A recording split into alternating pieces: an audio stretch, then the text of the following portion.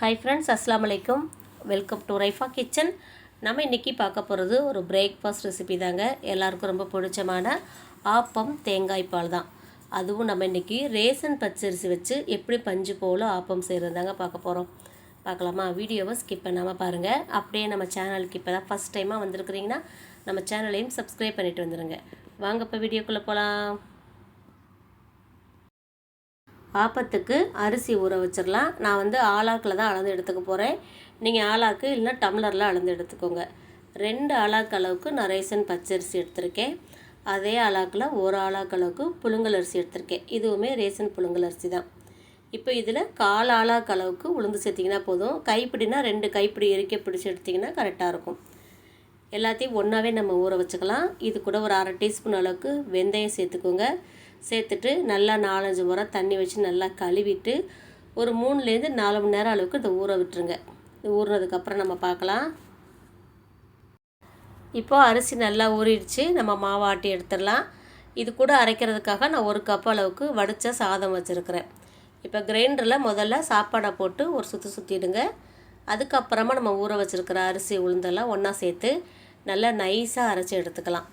ஆப்பத்துக்கு நல்லா நைஸாகவே அரைச்சிக்கோங்க. இதை அரைச்சதுக்கப்புறம் மாவு உப்பு போட்டு நம்ம கரைச்சி வச்சிடலாம். இப்போது மாவு ஆட்டி எடுத்தாச்சு. இதை உப்பு போட்டு கரைச்சி வச்சுட்டு நம்ம காலையில் எடுத்து பார்க்கலாம். இப்போது மாவு நல்லா புளிச்சிருக்கு பாருங்கள். இப்போ இதை நம்ம கரண்டி போட்டு மிக்ஸ் பண்ணி எடுத்துக்கலாம். நமக்கு வந்து இவ்வளோ மாவு தேவைப்படாது ஆப்பத்துக்கு. அதனால் பாதி மாவை அப்படியே எடுத்து ஃப்ரிட்ஜில் வச்சுட்டு மீதி மாவை கரைச்சி எடுத்துக்கலாம். ஆப்பத்துக்கு மாவு தண்ணியாக இருக்கணும். அதனால் தண்ணி ஊற்றி இந்த பக்குவத்தில் கரைச்சி எடுத்துக்கோங்க. இப்போ மாவு ரெடியாக இருக்குது. தொட்டு சாப்பிட்றதுக்கு நான் வந்து தேங்காய் பால் வச்சுருக்கிறேன். தேங்காய் பால் கூட நாட்டு சக்கரை போட்டு சாப்பிட்டோன்னா சூப்பராக இருக்கும். சீனி போடுறவங்களும் போட்டுக்கோங்க. நாட்டு சக்கரை போட்டால் அது ஒரு தனி டேஸ்ட்டாக இருக்கும். இப்போ நாட்டு சக்கரை சேர்த்து தேங்காய் பாலை நம்ம கலந்து ரெடியாக வச்சுக்கலாம். அப்படியே ஆப்பம் சுட்டோடனே சாப்பிட்றதுக்கு சூடான ஆப்பத்தில் தேங்காய் பால் ஊற்றி சாப்பிட்றதுக்கு ரொம்ப சூப்பராக இருக்கும். வாங்க இப்போ ஆப்பம் சுட்டு எடுத்துடலாம். தேங்காய் பாலுக்கு தேங்காய் அரைக்கும் போதே அது கூட 2 ஏலக்காயும் சேர்த்து அரைச்சிக்கோங்க. ஏலக்காய் சேர்க்கும்போது டேஸ்ட்டும் மனமும் இன்னும் சூப்பராக இருக்கும்.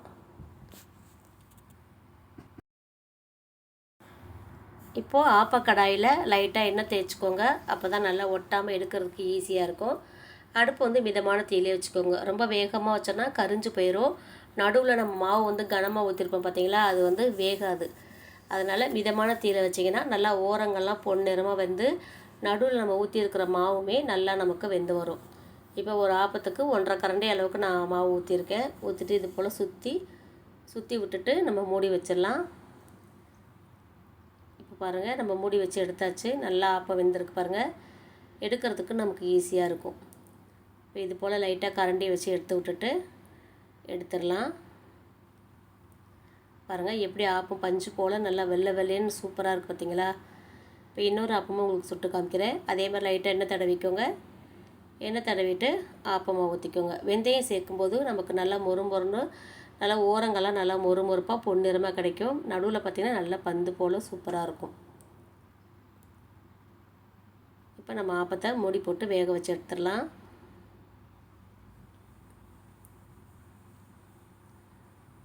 இப்போ நல்லா ஆப்பம் வெந்திருக்கு. இதையும் எடுத்துடலாம். இப்போ இதே மாதிரியே நம்ம எல்லா ஆப்பத்தையும் சுட்டு எடுக்கலாம். இதிலே நம்ம முட்டை ஆப்பமும் செய்யலாம். அதுவுமே உங்களுக்கு நான் ஊற்றி காமிக்கிறேன்.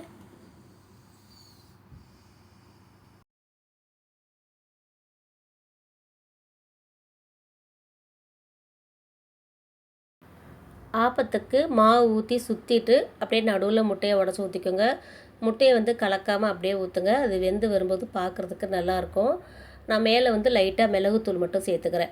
இந்த ஆப்பத்துக்கு பார்த்திங்கன்னா நம்ம குழம்பு ஊற்றி சாப்பிட்டோன்னா நல்லாயிருக்கும். குருமா, மீன் குழம்பு இந்த மாதிரி சாப்பிட்டா நல்லாயிருக்கும். நான் வந்து இந்த முட்டை ஆப்பத்துக்கு மீன் குழம்பு தான் வச்சுருக்கேன்.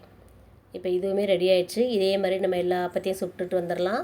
அதுக்கு முன்னாடி நம்ம வந்து விற்பனைக்காக கொஞ்சம் பொருட்கள்லாம் வச்சுருக்கோம். அது என்னென்னு பார்த்துட்டு வந்துடலாம் வாங்க.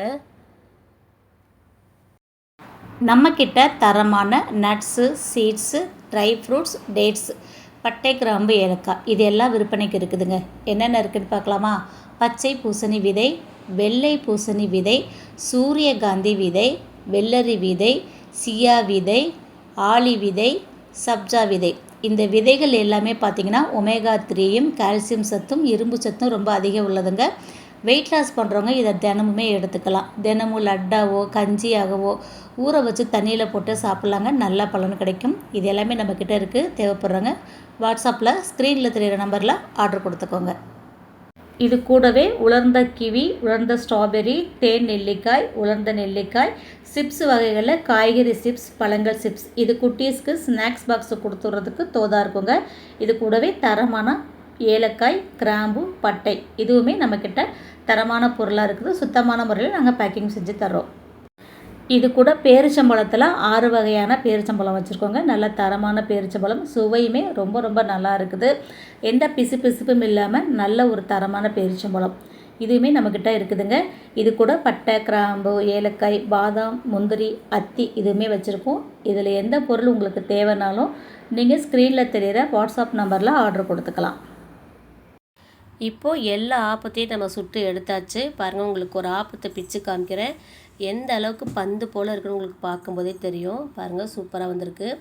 இந்த ஆப்பத்தை நீங்கள் தோசை கல்லையுமே நீங்கள் சுட்டு எடுக்கலாம். கனமான தோசை மாதிரி ஊற்றுனீங்கன்னா நல்லா மூடி போட்டு எடுத்திங்கன்னா அதுவுமே சூப்பராக இருக்குங்க.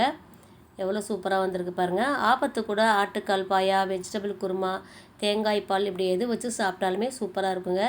ஆனால் காலையில் நம்ம தேங்காய் பால் வச்சு சாப்பிட்றது உடம்புக்குமே ரொம்ப நல்லதுங்க. டேஸ்ட்டாகவும் இருக்கும். இதே மாதிரி நிறையா பிரேக்ஃபாஸ்ட் ரெசிபி நம்ம சேனலில் இருக்குங்க. இட்லி, தோசை, பூரி, பொங்கல்னு நிறையா ரெசிபி நான் கொடுத்துருக்கேன். சேனல் நேமுக்கு கீழே ப்ளேலிஸ்ட்டில் பிரேக்ஃபாஸ்ட் அண்ட் டின்னர் ரெசிபிஸ்னு கொடுத்துருப்பேன். தேவைப்படுறவங்க செக் பண்ணி பாருங்கள். அவ்வளோதாங்க. ரேஷன் பச்சரிசி வச்சு எப்படி பஞ்சு போல் ஆப்பத்துக்கு மாவு ரெடி பண்ணி ஆப்பம் செய்கிறதுன்னு பார்த்துட்டோம். கண்டிப்பாக இந்த ரெசிபி உங்களுக்கு பிடிச்சிருக்குன்னு நினைக்கிறேன். பிடிச்சிருந்தா நீங்களும் இதே மாதிரி செஞ்சு பாருங்கள். செஞ்சு பார்த்துட்டு எப்படி இருக்குன்னு சொல்லுங்கள். வீடியோ பிடிச்சிருந்துச்சுன்னா லைக் பண்ணிவிட்டு நிறையா ஷேர் பண்ணிவிடுங்க. நீங்கள் லைக் பண்ணி கமெண்ட் பண்ணுற மாதிரி இப்போ கமெண்ட் பாக்ஸில் ஹைப்னு ஒரு ஆப்ஷன் கொடுத்துருக்காங்க. வீடியோ பிடிச்சிருந்துச்சுன்னா வீடியோக்கான ஹைப்பை மறக்காமல் கொடுத்துருங்க. சேனலை சப்ஸ்கிரைப் பண்ணாமல் பார்த்துக்கிட்டு இருந்தீங்கன்னா அப்படியே சப்ஸ்கிரைப் பண்ணிவிடுங்க. இன்ஷா அல்லாஹ் இன்னொரு வீடியோவில் பார்க்கலாம். Bye friends. அஸ்ஸலாமு அலைக்கும்.